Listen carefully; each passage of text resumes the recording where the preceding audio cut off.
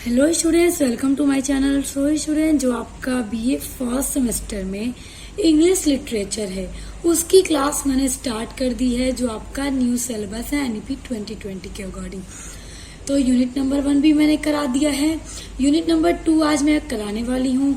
Unit number 2 है आपका element of short story. देखिए, एक शॉर्ट स्टोरी को लिखने के लिए एक ऑथर को कौन कौन से एलिमेंट्स की तत्वों की जरूरत पड़ती है। आपके सिलेबस में आपको इसमें 4 एलिमेंट दिए गए हैं पढ़ने के लिए। Plot, characterisation, narrative technique and structure. ये 4 एलिमेंट हैं शॉर्ट स्टोरी के जो आपको पढ़ना है। तो हम यही आज की वीडियो में पढ़ने वाले हैं। बहुत अच्छे से इसको पूरा समझेंगे। तो इस वीडियो को देखने के बाद आपको कहीं पर भी कोई डाउट नहीं होगा, सारी चीजें एकदम क्लियर हो जाएंगी। तो वीडियो को पूरा स्टार्ट से लेकर एंड तक जरूर देखिएगा। देखिए, शॉर्ट स्टोरी का जो सबसे पहला इंपॉर्टेंट एलिमेंट वो है प्लॉट, जिसको हिंदी में कथानक कहते हैं। दूसरा है कैरेक्टराइजेशन, जिसको हिंदी में चरित्र कहते हैं। जो भी कैरेक्टर्स होते हैं ना स्टोरी के अंदर, हीरो, हीरोइन, विलेन, जो भी वो। उसके बाद देखिए नरेटिव टेक्निक्स, यानी कि वर्णन करने का तरीका। उसके बाद है स्ट्रक्चर, बनावट, या फिर इसको आप रूपरेखा भी कह सकते हैं। तो ये 4 एलिमेंट हैं एक शॉर्ट स्टोरी के। आइए इनको बारी बारी समझते हैं बहुत अच्छे से कि ये क्या है, इनका यूज एक राइटर अपने स्टोरी में क्यों करता है। देखिए, प्लॉट यानी कथानक। The plot of a story, film और play is the series of event that unfold from start to end. देखिए, जो प्लॉट होता है किसी भी स्टोरी का या फिर किसी भी नाटक का, प्ले मतलब नाटक होता है, किसी भी स्टोरी का हो गया, किसी फिल्म का हो गया, या फिर किसी भी नाटक का जो प्लॉट होता है वो घटनाओं की एक श्रृंखला होती है जो कि बताता है कि स्टोरी में या फिर नाटक में स्टार्ट से लेकर यानी शुरू से लेकर एंड तक क्या क्या होने वाला है। जैसे अगर कोई भी स्टोरी शुरू होती है, आप लोग अगर देखते हैं तो पहले इंट्रोडक्शन होता है, फिर देखते होंगे जो उसमें मेन हीरो होता है उसके बहुत सारे उसको प्रॉब्लम्स फेस करनी होती हैं, फिर प्रॉब्लम सॉल्व भी होती हैं, फिर कैसे कैसे स्टोरी एंड तक पहुंचती है। ये सारी जो चीजें स्टार्ट से लेकर एंड तक होती हैं वो प्लॉट के थ्रू ही होती हैं। प्लॉट ही ये बताता है कि किस तरह से स्टोरी स्टार्ट से लेकर शुरुआत से लेकर एंड तक जाती है, और ये एक स्टोरी का बहुत इंपॉर्टेंट एलिमेंट होता है। The plot explains not just what happens. देखिए, जो प्लॉट होता है वो सिर्फ यही एक्सप्लेन नहीं करता, वो सिर्फ यही नहीं बताता कि स्टोरी में क्या क्या घटित होने वाला है, but also the causality how one event lead to another event. बल्कि यह भी बताता है कि क्या क्या कारण से क्या क्या होने वाला है और कैसे एक घटना, एक इवेंट दूसरी घटना की ओर बढ़ता है स्टोरी के अंदर। यानी कि इस तरह से सारी चीजें जो होती है ना, हम जब स्टोरी देखते हैं तो हमें पता चल जाता है ना कि कब क्या होने वाला है, थोड़ा सा हमें पता लगने लगता है, और किस तरह से एक घटना को एक्टर फेस करता है, उसके बाद दूसरी घटना उसके सामने आ जाती है। ये सारी चीजें प्लॉट के थ्रू ही पता चलता है उसके रीडर को या फिर ऑडियंस को। इन पोएटिक्स, देखिए पोएटिक्स अरिस्टोटल का एक बहुत ही फेमस वर्क है। तो पोएटिक्स में अरिस्टोटल देखिए क्या डिफाइन करते हैं, क्या बताते हैं। Aristotle identified the basic form of a plot as containing 3 parts, beginning, middle and end. देखिए, अरस्तु ने यानी कि अरिस्टोटल ने अपने बहुत ही प्रसिद्ध वर्क पोएटिक्स में ये बताया है कि कहानी, किसी भी कहानी में जो प्लॉट होता है उसके 3 पार्ट जरूर होने चाहिए, बिगिनिंग, मिडल एंड एंड। यानी कि स्टोरी की शुरुआत होनी चाहिए, किस तरह से स्टोरी शुरू होगी, ताकि पढ़ने वाला जो रीडर है उसको सही से समझ में आए, और स्टोरी का क्या मिडल होगा ये भी चीजें एकदम अच्छे से पढ़कर पता चले, और स्टोरी का एंड भी होना चाहिए जिसको देखकर पढ़ करके लगे हाँ यहाँ तक सारी चीजें सॉल्व हो गई, सब ठीक हो गया, अब स्टोरी एंड हो गई। तो प्लॉट यही होता है इसमें, जो शुरुआत से लेकर एंड तक की सारी चीजों के बारे में रीडर्स को बताता है। आइए अब देखते हैं कि क्या क्या इवेंट्स हैं जो कि एक स्टोरी के अंदर आते हैं। देखिए प्लॉट जो होता है ना वो मेन 5 इवेंट से मिलकर बनता है, और ये जो इवेंट्स हैं बहुत ही इम्पोर्टेंट है, एग्जाम में पूछे भी जाते हैं, तो इसलिए हर एक चीज को आपको बहुत ध्यान से समझना होगा। देखिए जो सबसे पहला इवेंट होता है वो होता है बिगिनिंग। देखिए ये प्लॉट का सबसे पहला इवेंट होता है। इसका मतलब है कि बिगिनिंग ऑफ द स्टोरी, यानी स्टोरी की जब शुरुआत होती है तो इंट्रोडक्शन दिया जाता है। और सारी चीजें देखिए, हम जब भी कोई स्टोरी देखते हैं, कहानी देखते हैं, फिल्म देखते हैं, तो क्या होता है कि जब स्टोरी शुरू होती है सारी चीजों का इंट्रोडक्शन दिया जाता है ना, कि कौन हीरो है, कौन हीरोइन है, कौन विलेन है, क्या स्टोरी होने वाला है इस कहानी, इस फिल्म के अंदर, सारी चीजें हमें बताई जाती हैं।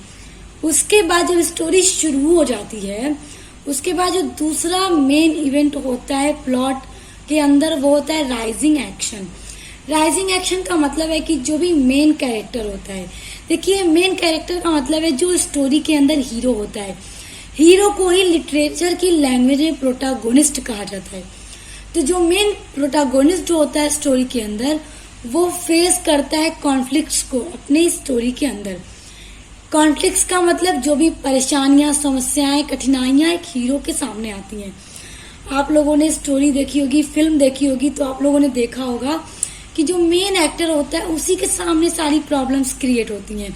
वही उन सारी प्रॉब्लम्स को फेस करता है, उनसे लड़ता है और फिर आगे बढ़ता है। उसके बाद देखिए जब फेस करता है मेन एक्टर परेशानियों को, कठिनाइयों को, तब जाकर आता है तीसरा मेन इवेंट। तीसरा मेन इवेंट होता है क्लाइमेक्स। देखिए CLIMAX, क्लाइमेक्स। देखिए जो क्लाइमेक्स होता है, when the conflicts the plot is resolve. देखिए जब एक कहानी के अंदर कॉन्फ्लिक्ट जो आता है मेन हीरो के सामने, वो सारी चीजें सॉल्व हो जाती हैं, उसको फेस करता है, उससे लड़ता है और सब कुछ सॉल्व कर लेता है। और ये हमेशा, ये जो क्लाइमेक्स होता है वो हमेशा एक स्टोरी के अंदर सबसे ज्यादा एक्साइटिंग पार्ट होता है, जिसको देखकर ऑडियंस या फिर पढ़ने वाला रीडर बहुत ज्यादा उसको पढ़ करके अच्छा लगता है। अच्छा एक एग्जाम्पल के थ्रू समझते हैं कि आप कोई मूवी देख रहे हैं, जो मेन उसमें हीरो है और उसमें विलेन भी है। देखिए विलेन को जब भी हीरो के लाइफ में कुछ न कुछ प्रॉब्लम्स लेके आनी होती हैं, वो उसको नहीं ठेस पहुंचाता, वो उसकी हीरोइन को अगवा कर लेता है, या फिर उसके मम्मी पापा, उसके फैमिली में किसी बहुत ही खास किसी को वो अगवा कर लेता है। तो इससे क्या होता है कि जो मेन हीरो होता है उसके सामने कॉन्फ्लिक्ट्स आ जाता है, कठिनाइयां, परेशानियां आ जाती हैं। जब वही परेशानी सॉल्व होती है, हीरो अपनी हीरोइन को बचा लेता है, तो वो होता है क्लाइमेक्स, यानी सारी चीजें सॉल्व हो गई। और ये सबसे ज्यादा इंटरेस्टिंग पार्ट भी होता है, जिसको देख करके ऑडियंस को बहुत मजा आता है। जब क्लाइमेक्स हो जाता है स्टोरी के अंदर, उसके बाद जो अगला इवेंट आता है वो होता है falling action. Falling action students तब घटित होता है किसी भी स्टोरी में, जब स्टोरी में सब कुछ ठीक हो चुका होता है, सारे कॉन्फ्लिक्ट्स फेस कर चुका होता है हीरो, हर चीजें अपनी अपनी जगह पे सेट हो चुकी होती हैं, और स्टोरी आगे बढ़ती है रिजोल्यूशन की तरफ। रिजोल्यूशन अब क्या होता है आइए देखते हैं। जो लास्ट इवेंट आता है स्टोरी के अंदर वो होता है रिजोल्यूशन। रिजोल्यूशन का मतलब होता है एंड ऑफ द स्टोरी, यानी कि कहानी यहीं पर पूरी खत्म हो जाती है और सब कुछ ठीक हो जाता है उन लोग की जिंदगी में। जो मेन एक्टर होते हैं, विलेन जो होता है, उसको सजा मिल जाती है उसने अपने किए की, और सारी चीजें ठीक हो जाती हैं, हैप्पी एंडिंग हो जाती है स्टोरी के अंदर। तो ये जो हमने मेन इवेंट्स देखे, ये प्लॉट के मेन इवेंट हैं, इसको याद रखिएगा, बहुत इंपॉर्टेंट है। उम्मीद करती हूँ आपको बहुत अच्छे से समझ में आ गया होगा। अब आ जाते हैं second element of short story पे। जो दूसरा एलिमेंट है शॉर्ट स्टोरी का वो है कैरेक्टराइजेशन। कैरेक्टराइजेशन यानी कि कैरेक्टर जो होते हैं स्टोरी के अंदर। स्टूडेंट्स जब आप कोई मूवी देखते हैं तो स्टोरी में हीरो होता है, कैरेक्टर्स होते हैं, अब वो हीरो हो, हीरोइन हो, उसकी फैमिली हो, विलेन के साथ जो गुंडे होते हैं, वो सब तो कैरेक्टर ही कहे जाएंगे स्टोरी के अंदर।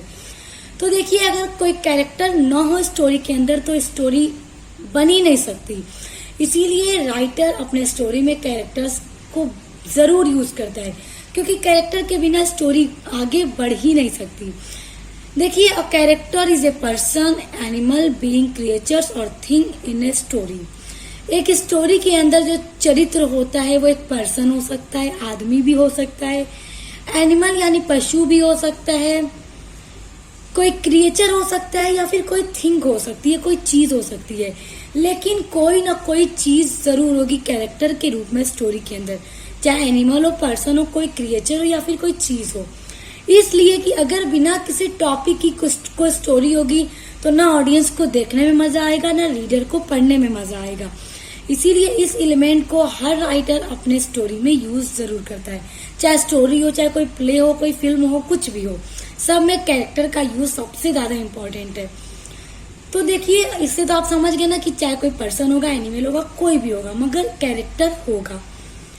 Writers use characters in the story. जो राइटर है, जो लेखक होता है, वो यूज करता है कैरेक्टर को, चरित्र को, पात्र को अपने स्टोरी, अपनी कहानी के अंदर, to perform the action and speak dialogue. किस लिए यूज करता है? एक्शन को परफॉर्म करने के लिए, एक्शन को दिखाने के लिए। जैसे एक एग्जांपल ले लेते हैं मूवी का, एक हीरो है, उसके अगेंस्ट विलेन भी हैं, विलेन के साथ बहुत सारे गुंडे भी हैं। गुंडे क्या करते हैं? मारपीट करते हैं हीरो के साथ। तो अगर ये सारे कैरेक्टर्स ही ना हो, देखिए चाहे गुंडा हो, चाहे विलेन हो या फिर हीरो हो, सब कैरेक्टर ही बोले जाएंगे, बस विलेन बोले जाएंगे, हीरो हीरो बोला जाएगा।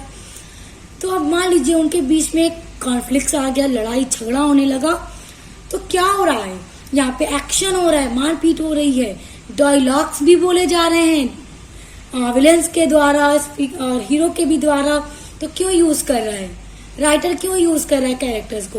ताकि एक्शन को परफॉर्म किया जा सके स्टोरी के अंदर और डायलॉग को बोला जा सके। कैरेक्टर होगा तभी तो बोलेगा, और जब कोई हीरो तगड़ा डायलॉग बोलता है तो बड़ा मजा भी आता होगा आपको, है ना? तो इसीलिए यूज करता है कैरेक्टर्स को। Okay, moving the story along A plot line. और इस तरह से एक्शन भी होता है, डायलॉग्स भी बोले जाते हैं कैरेक्टर्स के द्वारा स्टोरी में। तो स्टोरी मूव करती है प्लॉट लाइन की तरफ। प्लॉट लाइन समझ रहे हैं? अभी हमने पढ़ा है ऊपर, प्लॉट क्या है, उसमें कितने इवेंट्स आते हैं, beginning, rising action, climax, falling action, resolution. तो इनकी तरफ स्टोरी धीरे धीरे मूव करती है, शुरू होती है, राइजिंग एक्शन आता है, कॉन्फ्लिक्ट्स, क्लाइमैक्स आता है, फिर सब कुछ सॉल्व हो जाता है, फिर स्टोरी का रिजोल्यूशन हो जाता है, स्टोरी खत्म हो जाती है। विदाउट कैरेक्टर्स, बिना कैरेक्टर्स के स्टोरी, एक कहानी कांट एग्जिट, स्टोरी को आगे नहीं बढ़ाया जा सकता। तो इस तरह आप समझ गए होंगे कि कैरेक्टर कितना ज्यादा इम्पोर्टेंट एलिमेंट है एक स्टोरी, एक प्ले के अंदर। देखिए कैरेक्टर्स क्या हैं आप समझ गए। ओके, यहाँ तक क्लियर। आगे बढ़ते हैं, टाइप्स ऑफ द कैरेक्टर। अब हम देखेंगे एक कहानी के अंदर कितने तरह के कैरेक्टर्स होते हैं। तो जिसमें सबसे पहला कैरेक्टर होता है प्रोटागोनिस्ट का, यानी कि हीरो। मैंने आपको बताया था लिटरेचर की लैंग्वेज में हीरो को प्रोटागोनिस्ट बोला जाता है, जो कि मेन हीरो होता है। देखिए, every story has a protagonist. सभी स्टोरी में एक हीरो होता है। They are main character in a story, और ये स्टोरी का मेन कैरेक्टर होता है। ऑल द इवेंट्स, सभी जो घटनाएं होती हैं इन द स्टोरी, कहानी के अंदर, रिजॉल्व अराउंड हिम। तो इवेंट जितने भी होते हैं कहानी के अंदर, वो सभी अराउंड करते हैं, यानी घूमते हैं चारों तरफ उसी मेन कैरेक्टर के इर्द गिर्द। यानी कि एक जो स्टोरी होती है पूरी इसी हीरो के इर्द गिर्द घूमती रहती है। क्यों घूमती है? अगर विलेन को ठेस पहुंचाना है हीरो को, तो हीरो की हीरोइन को तो उठाएगा, अगवा करेगा, तो क्या है, हीरो ही परेशान होगा। तो सारी स्टोरी किसके इर्द गिर्द घूमती है? मेन कैरेक्टर, मेन हीरो के इर्द गिर्द। तो प्रोटागोनिस्ट क्या है समझ गए। आगे बढ़ते हैं। दूसरा जो कैरेक्टर है वो है एंटागोनिस्ट। एंटागोनिस्ट को बोलते हैं विलन। लिटरेचर की भाषा में होगा एंटागोनिस्ट। स्टोरी में आपको प्रोटागोनिस्ट और एंटागोनिस्ट ही पढ़ना होगा। अब देखिए, जब एक कहानी के अंदर हीरो होगा तो जाहिर सी बात है वहां विलन का होना बेहद जरूरी है। क्योंकि अब जब हीरो है तो उसका दुश्मन तो होगा ना, जो उसकी जिंदगी में कठिनाइयां लेकर आए, उसको जीने ना दे चैन से, उसको परेशान करे। तो जहां भी स्टोरी में हीरो होगा वहां विलेन का होना बेहद जरूरी है। देखिए, antagonist represent the opposite of the protagonist होता है। प्रोटागोनिस्ट यानी हीरो का ठीक अपोजिट होता है। ये अच्छा होता है और ये बुरा होता है। इसके अंदर अच्छाई होती है, इसके अंदर बुराई होती है। देखिए, एंटागोनिस्ट का मेन मकसद तो यही होता है कि इसको कभी खुश नहीं रहने देंगे। ठीक है ना, आप लोगों ने स्टोरी देखी है, कहानी, मूवी देखी है, जानते होंगे। They are the source of conflicts in a story. They are कौन? विलेन, जो गुंडे हैं मूवी के अंदर। सोर्स का मतलब जानते हैं, ये स्रोत। स्रोत का मतलब जो कि कॉन्फ्लिक्ट क्या है, देखिए जो स्टोरी के अंदर हीरो के जिंदगी में कठिनाइयां लेकर आना है, प्रॉब्लम्स लेकर आना है, उसी के पूरे सोर्स होते हैं एंटागोनिस्ट यानी विलन। वही मूवी के अंदर तरह तरह के चालें चल के हीरो की जिंदगी में गजब गजब के कॉन्फ्लिक्ट्स लेकर आते हैं, प्रॉब्लम्स लेकर आते हैं। तो इस तरह आप समझ गए, जहाँ हीरो होगा वहाँ विलन तो होगा ही, ताकि उसको चैन से ना जीने दे। ओके, तो यहाँ तक समझ आ गया। आइए अब आगे बढ़ते हैं। अब देखते हैं तीसरा जो कैरेक्टर होता है स्टोरी के अंदर, वो होता है स्टैटिक कैरेक्टर।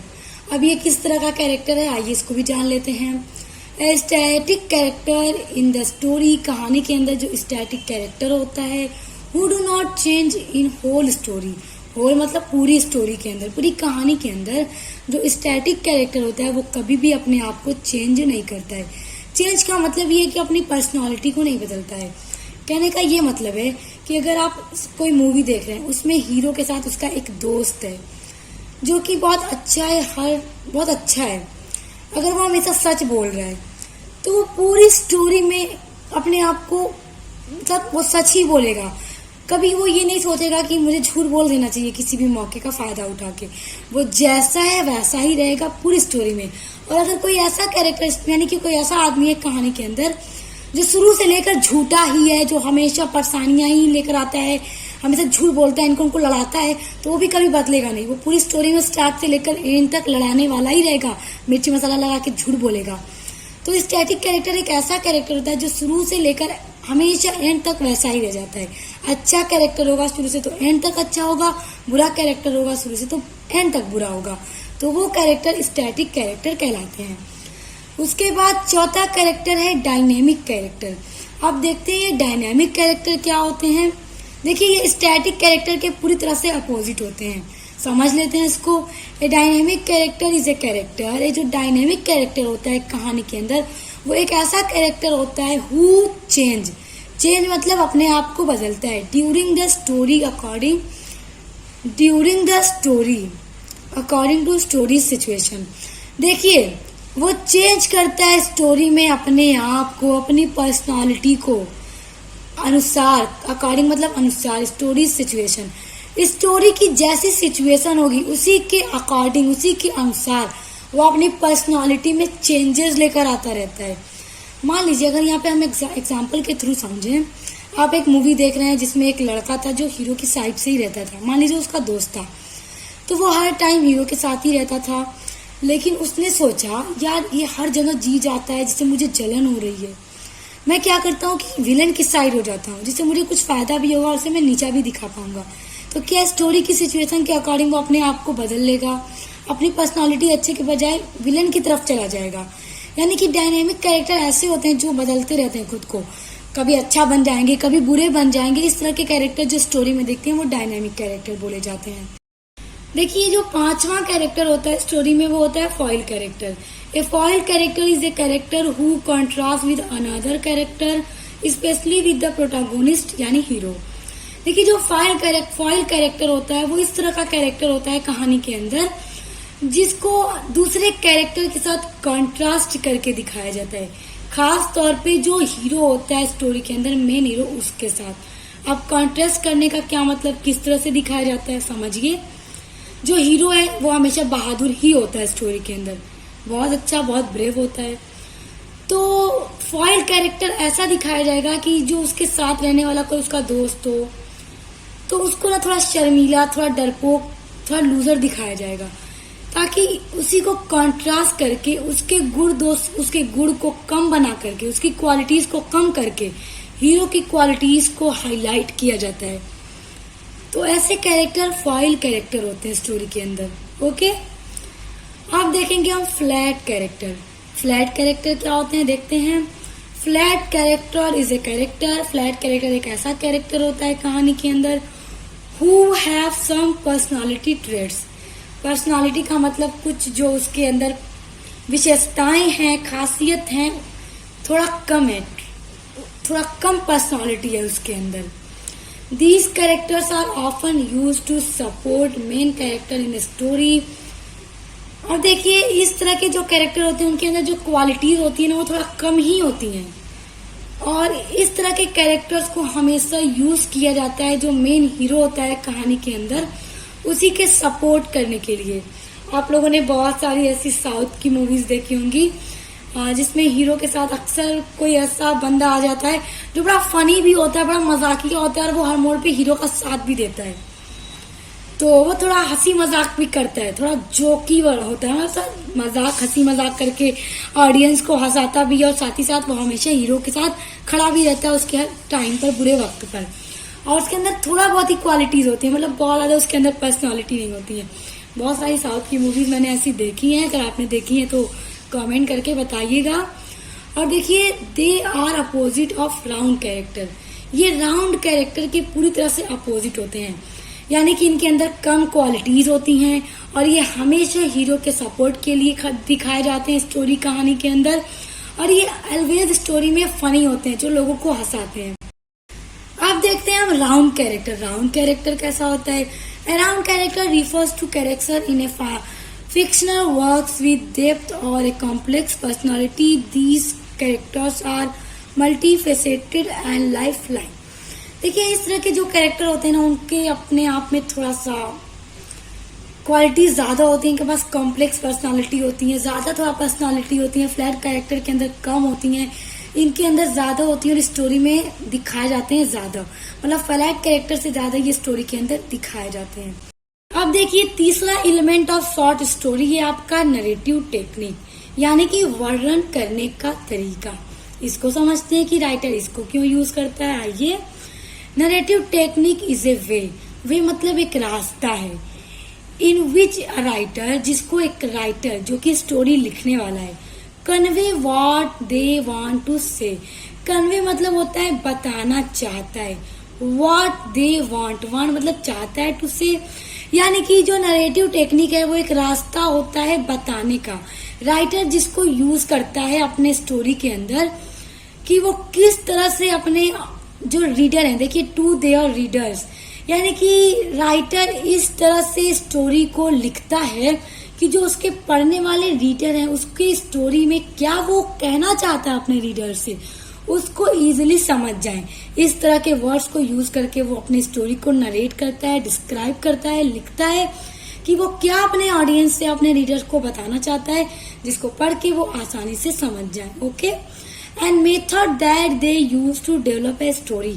और नरेटिव टेक्निक एक मेथड होता है, एक विधि होती है जिसको राइटर यूज करता है अपने स्टोरी के अंदर, अपने स्टोरी को डेवलप करने के लिए, विकसित करने के लिए, ताकि वो इस तरह से स्टोरी को नरेट करे, वर्णन करे, बताए अपने रीडर्स को कि उसके रीडर्स स्टोरी को पढ़कर आसानी से समझ जाए। देखिए अगर कोई स्टोरी आप पढ़ें और आपको पढ़कर खूब अच्छे से समझ में ना आए, उसको आपको बार बार पढ़ना पड़े कि यार यहाँ पे क्या हुआ, मुझे समझ में ही नहीं आया, तो क्या है, यानी कि आप सही नहीं समझ पाएंगे, कंफ्यूजन होगी आपको। इसीलिए राइटर हमेशा इस तरह की टेक्निक को यूज करता है ताकि उसका रीडर पढ़ के एक बार में समझ जाए और उसकी स्टोरी आसानी से डेवलप हो जाए। आइए अब आगे बढ़ते हैं।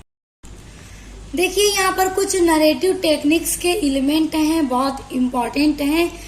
देखते हैं क्या क्या एलिमेंट्स हैं। देखिए पहला एलिमेंट है प्लॉट। प्लॉट का मतलब तो आप जान ही गए हैं, कथानक होता है जिसको यूज करता है राइटर अपने स्टोरी को अच्छे तरीके से वर्णन करने के लिए ताकि उसके रीडर को समझ में आ जाए। दूसरा होता है कैरेक्टर, यानी कि पात्र, जिनको वो यूज करता है, जिनके थ्रू एक्शन को दिखाता है, डायलॉग्स को बुलवाता है अपने कैरेक्टर्स के द्वारा ताकि उसके रीडर इजिली हर चीज को समझ जाए। तीसरा होता है पॉइंट ऑफ व्यू।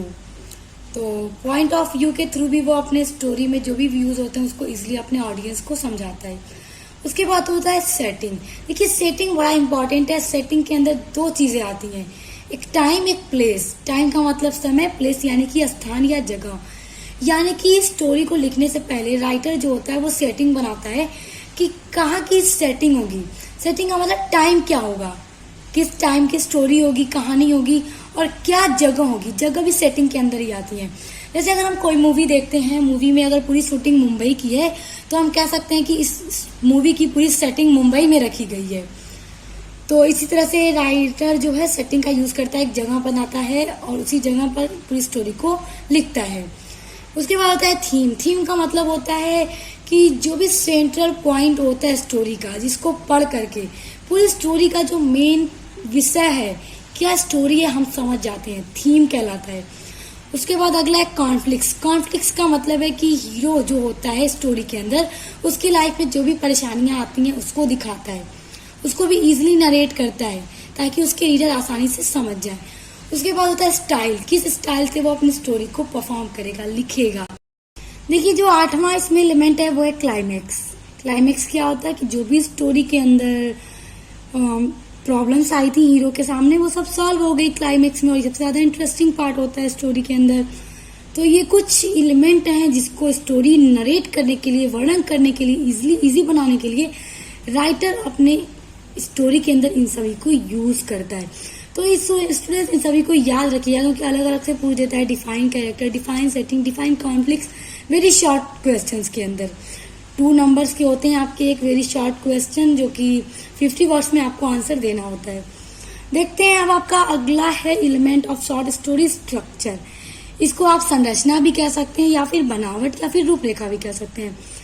देखिए किसी भी चीज को बनाने से पहले जो उसका ढांचा तैयार किया जाता है, संरचना बनाई जाती है, वो स्ट्रक्चर कहलाता है कि किस तरह से हम किसी चीज को बनाएंगे। समझते हैं इसको। The structure of a story, एक कहानी की जो संरचना होती है, इज हाउ इट्स ऑर्गेनाइज्ड। यानी कि जो संरचना है कहानी की वो ये होती है कि किस तरह से स्टोरी को संगठित करना है, ऑर्गेनाइज करना है।